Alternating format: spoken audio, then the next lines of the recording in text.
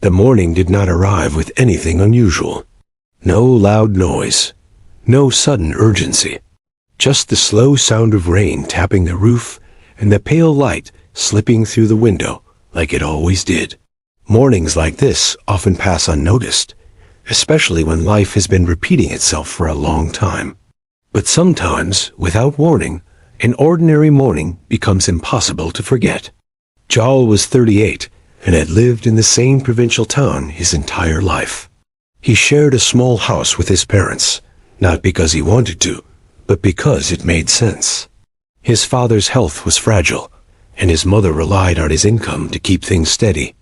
Joel worked as a maintenance worker for the local high school, unlocking classrooms, fixing broken chairs, replacing lights, and making sure the campus stayed usable.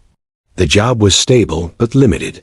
It paid enough to cover food, bills, and medicine.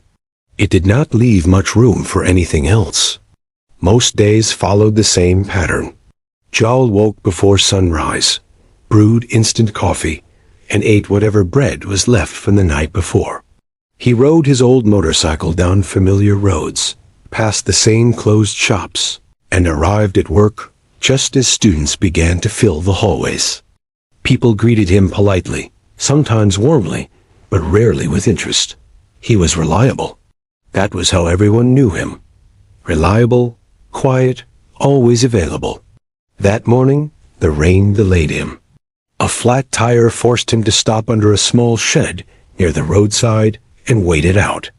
With nowhere to go and nothing to do, Joel sat on the bench and watched the water run along the ground. His phone had no signal. The world felt paused. For the first time in a long while, his mind was not racing ahead to tasks or worries. It stayed where he was. As he sat there, he noticed how familiar this waiting felt.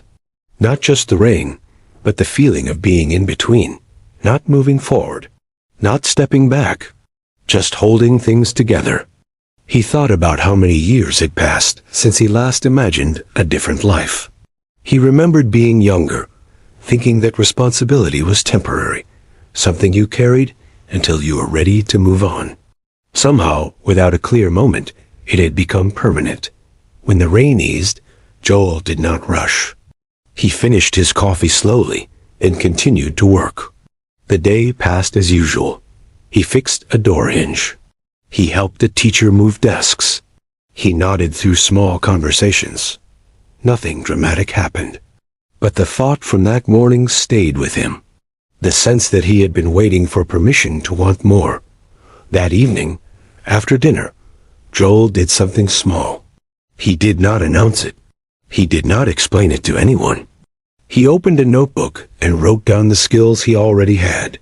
Electrical work, basic repairs, scheduling, ordering supplies. Things he used every day, but never thought of as valuable beyond the school grounds.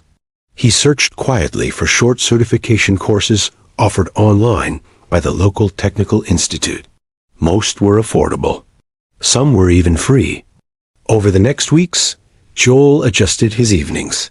Instead of sitting down immediately after work, he spent 30 minutes studying, sometimes less, sometimes more. Some nights he skipped it entirely and let himself rest. There was no strict plan, just consistency. Slowly, the routine changed how he felt about himself. He began to see his job not as a ceiling, but as a foundation. Months later, Joel applied for a maintenance supervisor assessment offered by the district. It required passing a written test and completing a practical evaluation. He studied quietly, without telling anyone. When the results came back, he passed. The role came with a small raise and more responsibility. It did not change his life overnight. He still lived at home. He still carried the same responsibilities. But something inside him felt different. He was no longer waiting. Sometimes Joel thought back to that rainy morning by the roadside. Nothing remarkable had happened there. No decision was made. No promise spoken. But stillness had given him enough space to hear himself again. And that was enough to begin. Maybe that is how change really works. Not through force or urgency, but through a moment of quiet honesty. A pause long enough to notice what you have been carrying, and to decide gently that you are allowed to take one step forward, even if it is small, even if no one sees it at first.